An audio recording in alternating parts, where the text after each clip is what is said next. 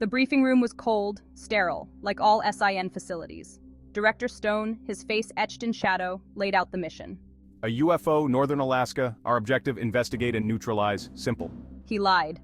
I ran a hand through my short blonde hair, the cool steel of my sidearm pressing against my ribs. My team, Omega-7, was the best S.I.N. had to offer. We were trained for the unthinkable. But nothing could have prepared us for this.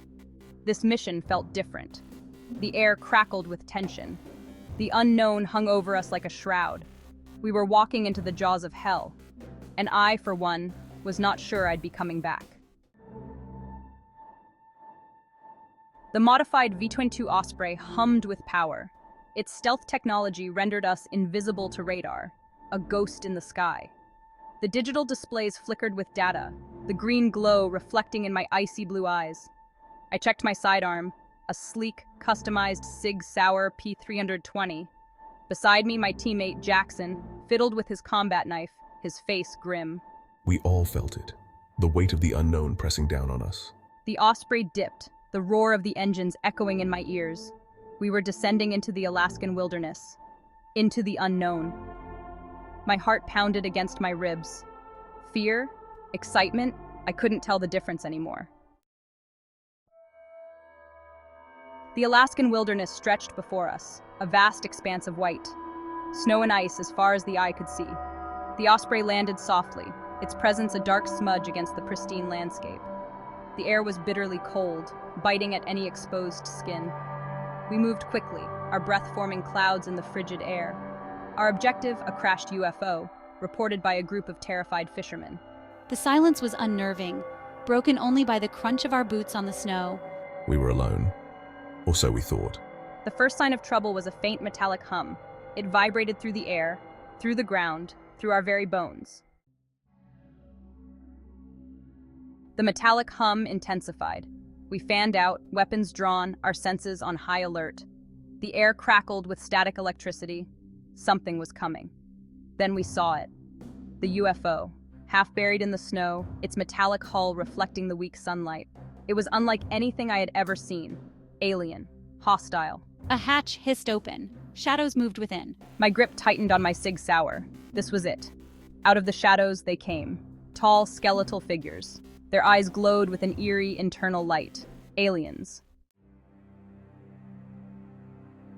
The aliens attacked with a ferocity we couldn't have anticipated. They moved with unnatural speed, their long, bony limbs lashing out with deadly precision. We returned fire, our bullets tearing through their ranks, but more kept coming. Jackson went down, a screech of pain escaping his lips as an alien slashed at him with razor-sharp claws. I emptied my magazine into the oncoming horde, the stench of gunpowder filling the air. We were outnumbered, outmatched. Our training, our weapons, seemed insignificant against the raw primal power of these creatures. Despair began to creep in. This was it. This was how it ended. Just when all hope seemed lost, a blinding light erupted from behind the crashed UFO. The air crackled with energy, the very fabric of reality seeming to twist and contort. We shielded our eyes, momentarily blinded. Two figures materialized in the heart of the chaos. One, a tall, imposing figure shrouded in shadow. The other, a woman. Her fiery red hair flowed behind her like a banner of defiance. Cynthia. But that was impossible. She was dead. The shadowy figure raised a hand, and the world exploded in a cacophony of sound and light. Crimson lightning arced through the air, striking the aliens with devastating force. They shrieked and crumpled, their bodies dissolving into dust. The shadowy figure moved with a speed that defied comprehension. He was a whirlwind of death, his every movement imbued with raw power. Crimson lightning danced around him, striking the aliens with pinpoint accuracy. Cynthia, her eyes blazing with an unearthly light, moved with equal grace and lethality. She fought with a kind of wild, primal fury, her every blow imbued with magic. She was a force of nature unleashed. The air crackled with energy. The ground shook beneath our feet. It was a battle ripped from the pages of myth and legend. And at the center of it all stood the shadowy figure. Subject 13. His power was terrifying, awe-inspiring. He was a weapon unlike any I had ever seen, and he was on our side. The last of the aliens fell, its body disintegrating into dust, leaving behind nothing but a faint shimmer in the air. It was as if the very essence of its being was erased from existence.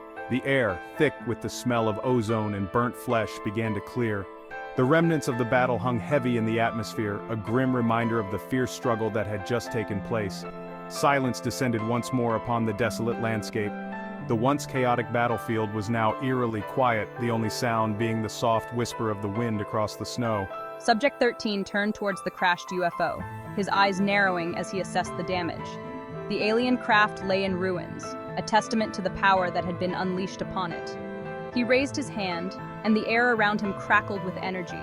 The very fabric of reality seemed to warp and bend under the immense power he wielded. A bolt of crimson lightning, thicker than a man's torso, shot from his fingertips, striking the alien craft with the force of 1,000 suns. The energy surged through the metal, causing it to glow and then disintegrate. The UFO exploded in a blinding flash of light and heat. The intensity of the explosion was such that it momentarily turned night into day, casting long shadows across the snow. The shockwave knocked us from our feet, sending us tumbling across the snow. The force of the blast was overwhelming, leaving us disoriented and struggling to regain our footing. When I finally regained my bearings, Subject 13 and Cynthia were gone, vanished without a trace. It was as if they had been swallowed by the very air itself, leaving behind no clue as to their fate. The only evidence they had ever been there was the smoldering wreckage of the alien craft. The twisted metal and burning debris were the sole remnants of the epic confrontation that had just unfolded, and the lingering sense of awe and terror that clung to me like a shroud. The events of that day would forever be etched into my memory, a haunting reminder of the power and mystery that lay beyond our understanding. We stood there, amidst the wreckage and the dust, our faces pale and drawn. The silence was deafening. No one spoke. The air was thick with the remnants of what had just transpired, and it felt like the world had stopped turning. What words could possibly describe what we had just witnessed? The devastation was beyond comprehension, and the weight of the moment pressed down on us like a physical force. Jackson, his wounds miraculously healed, stared at the spot where Subject 13 and Cynthia had been standing, his eyes wide with disbelief. He had seen many things in his time with S.I.N, but nothing could have prepared him for this. The rest of the team, shaken to their core, could only stare in mute horror. Each of us was grappling with our own thoughts, trying to make sense of the impossible. I felt a cold shiver run down my spine. What was Subject 13? The name itself sent chills through me, conjuring images of dark experiments and forbidden knowledge. Where had he come from? His origins were shrouded in mystery, and the more I thought about it, the more questions arose. And Cynthia, how was she alive? We had seen her fall, her life seemingly extinguished, yet here she was, defying all logic and reason. And what were those powers? The display of supernatural abilities was unlike anything we had ever encountered. It was as if the laws of nature had been rewritten before our very eyes. The questions spiraled in my mind, a maelstrom of confusion and fear. Each query led to another, creating an endless loop of uncertainty. I had joined S.I.N. to protect the world from the unknown. We were trained to face the unimaginable, to stand against the shadows that threatened our reality. But now, the unknown had a face, and it terrified me. The very thing we had sworn to fight had become a tangible, horrifying reality, and I couldn't shake the feeling that this was just the beginning of something far more sinister. The flight back to HQ was a blur. The events of the past few days played over and over in my mind, like a broken record I couldn't turn off. I sat in the Osprey, staring out the window at the passing clouds, my mind racing. Each cloud seemed to carry a fragment of the chaos we had just escaped. How could I possibly report this? How could I put into words the things we had seen, the things we had experienced? Would they even believe me? Would they think I had lost my mind, or worse, that I was making it all up? Subject 13. Cynthia. Magic. Aliens. These words felt like they belonged in a science fiction novel, not in a military report. It was all too much. The weight of it pressed down on me, making it hard to breathe. The world I thought I knew, the world of order and reason, had crumbled around me. Everything I had been taught, everything I believed in, was now in question, replaced by something far stranger. and far more dangerous. A world where the rules of reality no longer applied. We landed back at HQ. The familiar sight of the base brought a fleeting sense of normalcy, but it was quickly overshadowed by the enormity of our mission. The familiar roar of the engines died to a low hum. It was a sound that usually signaled the end of a mission, but this time it felt like just the beginning. The hatch opened and the cold night air rushed in. It was a stark reminder that we were back in the real world, a world that now felt foreign and unwelcoming. It was time to face the music. Time to confront the reality of what we had discovered and the implications it held. Time to tell them what we had seen.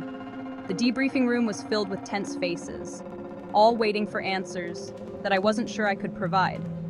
But deep down, I knew they wouldn't believe me.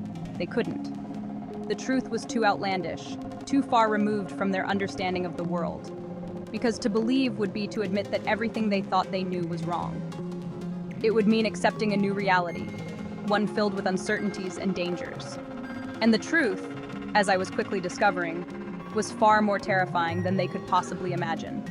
It was a truth that would change everything, and there was no going back.